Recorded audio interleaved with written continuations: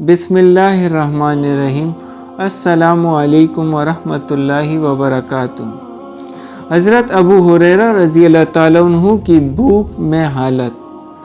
حضرت ابو ہریرہ رضی اللہ تعالیٰ عنہ ایک مرتبہ کتان کے کپڑے میں ناک صاف کر کے فرمانے لگے، کیا کہنے ابو ہریرہ رضی اللہ تعالیٰ عنہ کے آج کتان کے کپڑے میں ناک صاف کرتا ہے، حالانکہ مجھے وہ زمانہ بھی یاد ہے جب حضور اقدس صلی اللہ علیہ وآلہ وسلم کے ممبر اور حجرے کے درمیان بے ہوش پڑا ہوا ہوتا تھا اور لوگ مجنون سمجھ کر پاؤں سے گردن دباتے تھے، حالانکہ جنون نہیں تھا بلکہ بھوک تھی۔ فائدہ یعنی بھوک کی وجہ سے کئی روز کا فاقہ ہو جاتا تھا، بے ہوشی ہو جاتی تھی اور لوگ سمجھتے تھے کہ جنون ہو گیا۔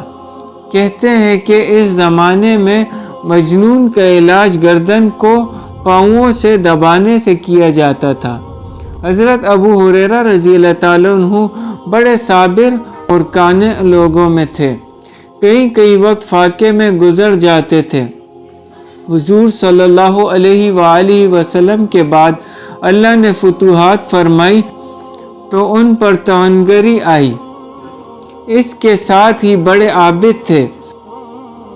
ان کے پاس ایک تھیلی تھی جس میں کھجور کی ہڈیاں بھری رہتی، اس پر تسبیح پڑھا کرتے۔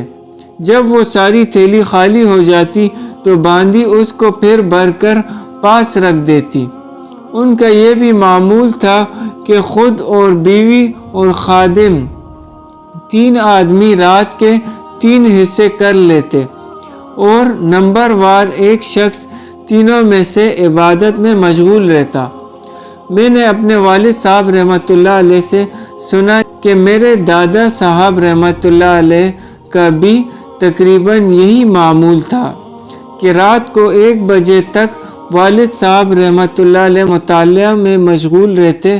1 بجے دادا صاحب رحمۃ اللہ علیہ تہجد کے لیے اٹھتے تو تقاضا فرما کر والد صاحب رحمۃ اللہ علیہ کو سلا دیتے اور خود تہجد میں مشغول ہو جاتے، اور صبح سے تقریباً پون گھنٹہ قبل میرے تائے صاحب رحمۃ اللہ علیہ کو تہجد کے لیے جگا دیتے اور خود اتباع سنت میں آرام فرماتے۔